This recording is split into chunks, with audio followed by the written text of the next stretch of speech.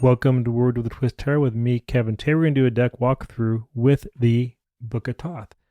I picked this up a while ago and I've used it a couple times, but it's interesting to use as it's different than most of the other decks I've ever have used because it does not go off the weight decks at all. It costs around $23.95, and I think I got this from Llewellyn. And this is the box that it comes in.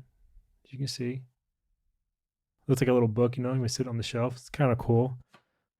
And if this is your first time here, welcome to Word of the Twist Tarot with me, Kev. And for all my followers, thank you so much. And if there's a deck you'd like me to review, let me know because I have quite a few of them.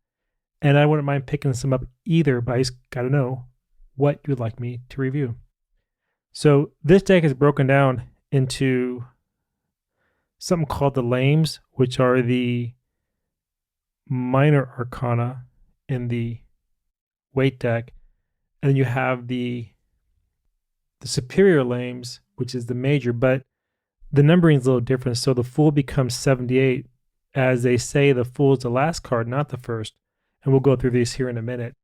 Now, the booklet's different too, because when you do a reading with this deck, you just don't read them like you normally would.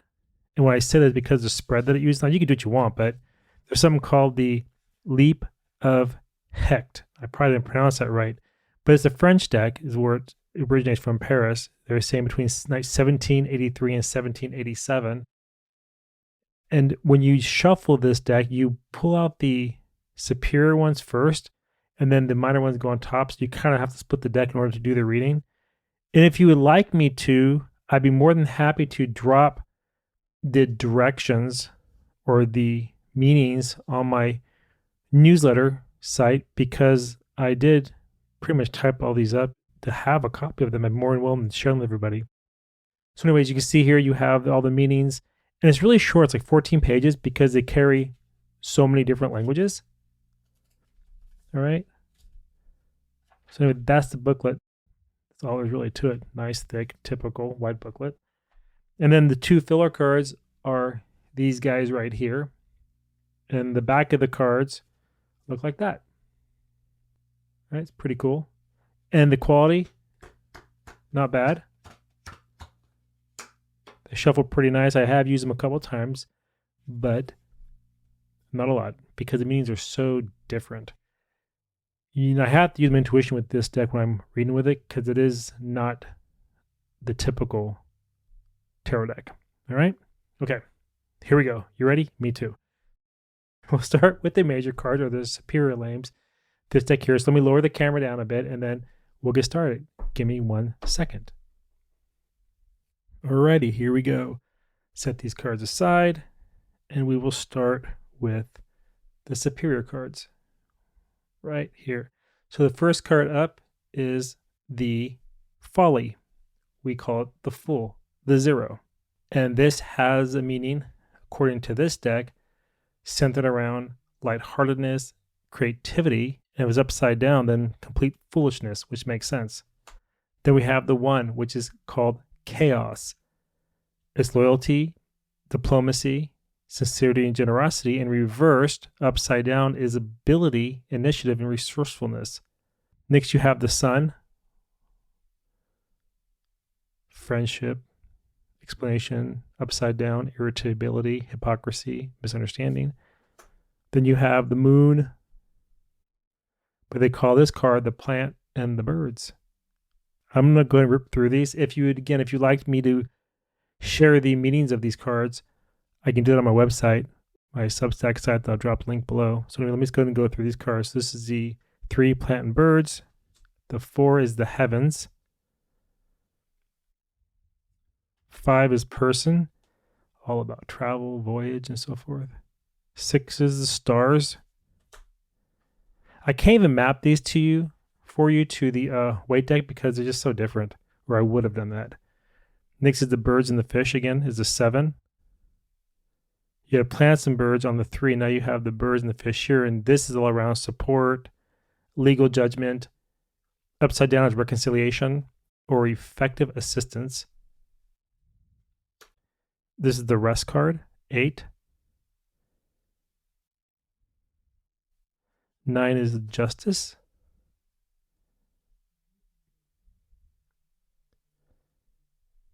Then we'll go to Temperance next. And what's funny, their Temperance is not about balance. It's about simplicity, moderation, adaptability, and recovery. Upside down is around excess, dislike, and tiredness. Okay. Strength with the Lion, the 11. Prudence is 12. Marriage is the 13 card. Contracts, unions, important decisions, marriage, right? Upside down, breakdown, delay, and unfaithfulness. So do not get this upside down in a reading.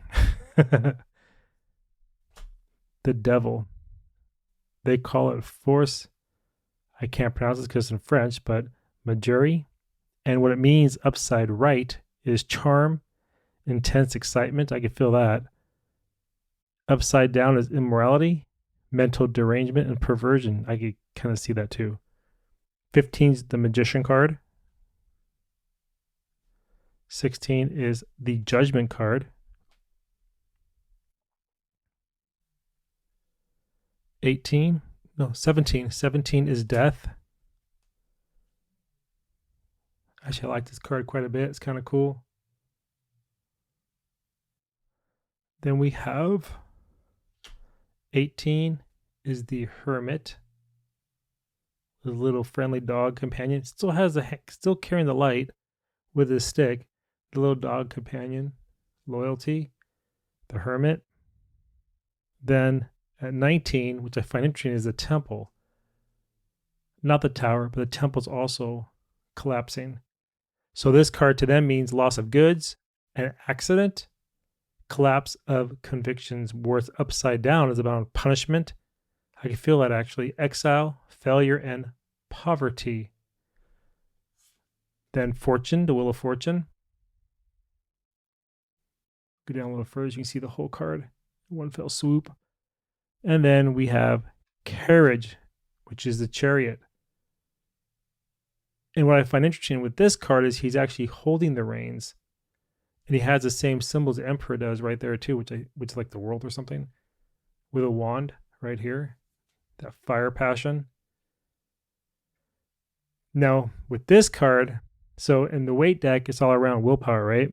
Because you're not holding on and you're letting the universe take its course with you and so forth. With this card, you don't want this upside right.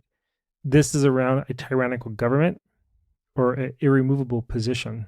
So basically a tyrant. Upside down, or a judge, right? Somebody like that. Somebody in power who can do things that are not for your own best interest.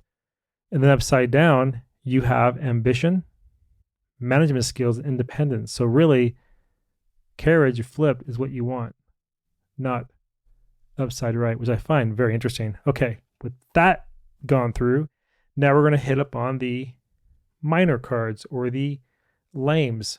And I'll start with the Wands. Now I'm just going to rip through these because they are really different than the weight deck, even the numbering. So I'll just go ahead and just run through these real quick. So you have the 1, 2, a little higher up so you can see it. And they do have some wording around the sides. And the 2 is all about sadness because somebody left or absence. That's why you're sad. Upside down is extraordinary happenings or amazement. Now, I'm not quite sure, but I believe this is upside right because of this character, right? This image right there in the top corner. If you can see that. Where the bottom it looks like that, opened. And all the decks, even with the pentacles, when I looked at the pentacle card, it had the same thing on the top of the card right here. The bottom was open. So I'm assuming this is upside right. So that's the 2, 3. And they say the 3s are on enterprises. See the number where they're at the very top? And this card has a number of 33, which is a 6. Interesting. The 4, society. The 5, 6, 7,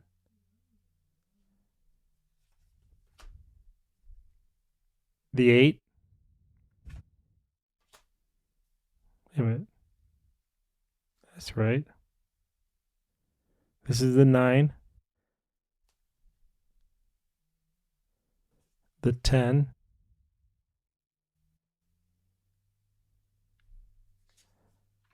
the page,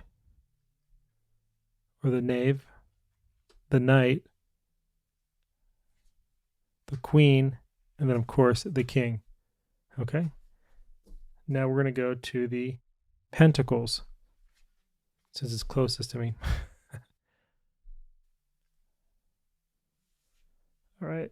So I'm going to hold them. I think is better. Pentacles. 1, 2, 3.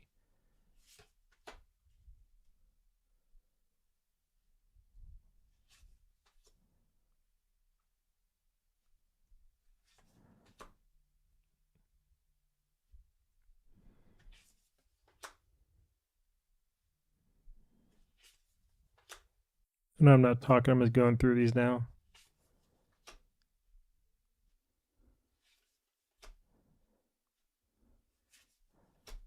The knave again. Interesting too. You see the city in the back here. So that's the coin. The young entrepreneur, the young immature person, and they have the city behind them with their money in hand. The knight has no city. Interesting, but holds a coin. The queen holds the coin, and the king holds the coin upright. Okay, now we'll go to the swords. The 2. I wish I didn't do that symbol in the middle, but it's okay. I guess it adds character to it. These are from Italy, so it's got that vibe. 3, 4, solitude. 4, solitude. That's cool. 5, 6, 7, 8 is critique. 9 is the call 9. Interesting. 10. And then the knave. Sword on hip. Hand on hip with the sword. He's ready to play around with that sword. The knight is ready for action. The queen also not ready to fight, but saying, don't mess with me. Do not mess with me. And the king's like, let's do this. He's all like, really? You want to do it? Let's go. I love that card. And the red too. Red's passion, right? So he's holding his sword up. It's kind of like he's saying, you're not going to mess with me. This isn't going to happen. And if you do, you're going to regret it. Right. And then the last suit is the cups. Now, I don't know if I put these in the right order or not. As far as upside to right, let's go through real quick. Yeah, I did. Okay, so the cups. Now, remember, the cups are all around emotions. They call it the chalices with this deck. The chalices. And so the 2 is around love. Upside down is unsatisfied desires. That's the 2. Interesting. 3, 4. I'm thinking as I look through these that it'd be interesting to actually use these interpretations with the weight deck, because tarot is tarot, and I know Thoth is different, but this reminds me of the Marseille deck, and I do pick up on those cards pretty well when I'm reading with them. But these, again, I'm not used to it, so when I see the 4, I'm thinking like a stable union of some type, or coming together where it's in wholeness. And here, this card, the 4, they say is boring relationship, which I can kind of see that.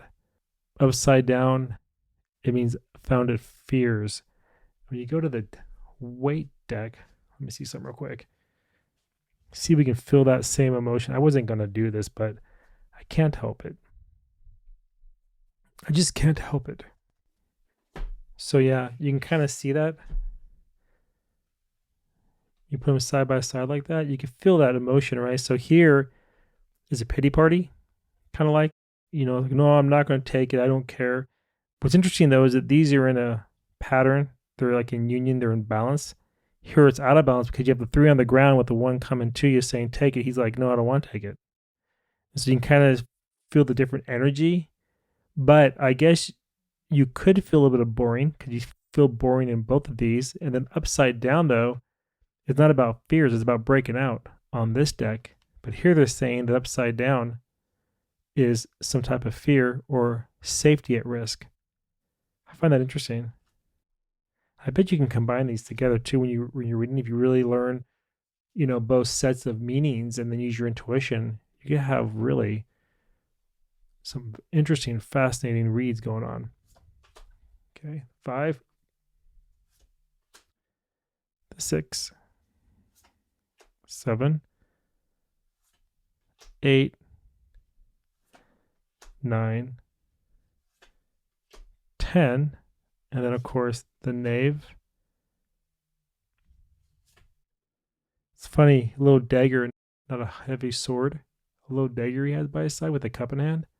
It's like he'll poke you. Don't take his drink. Don't take it. Then you have the knight. And what's funny with the knight on this card is it's ready to gallop. Where on the other knight, with the other deck, it's more of a slow moving card, a message of happiness. I still see happiness coming at you, cheer, but you feel the different energy with these different decks. The queen. And interesting is the king. And the king is also, and at least here is feminine energy, female, feminine. See that? The queen and then the king. And what's interesting is what is the queen holding, the king holding? The wand or a scepter, and in red, which ties into the wands.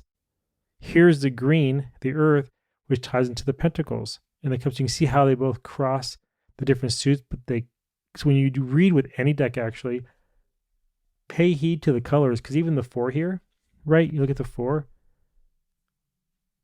the green ties into the pentacles, the blue into the cups, and this is a cup card, right? And the red has a fire, but it's not really, you're not really looking at this with the fire energy. When you're reading this card, it's more like emotional and grounded in earth. So selfish, I guess the reading is right, because it's like you don't realize what you have and you feel like what you have isn't enough. So you want somebody trying to give you something more. You're like, no, I don't want it. I can't recognize the 3 that I already have. I don't care about your 4th one. Get out of here. So pay attention to colors. It's extremely important. All right. I'm not going to do a reading with this deck at all because I don't know it well enough. Like I said, I've done a couple decks playing around with it, and I do enjoy it, but that's mostly for my shorts where I do like a short read or something like that. It's not so bad, but to do a full read, I don't think I'm really ready for this deck because I don't quite understand all the majors yet. I'm learning it though. Anyway, if you did enjoy this, please let me know and drop a comment below. I want to hear your thoughts on it. And again, thank you for joining me through this deck walkthrough on Word with a Twist Tarot. Now, what I will do for you real quick though, I'm going to shuffle them, but in the order I need. I'm going to pull these aside because you have to separate them when you read.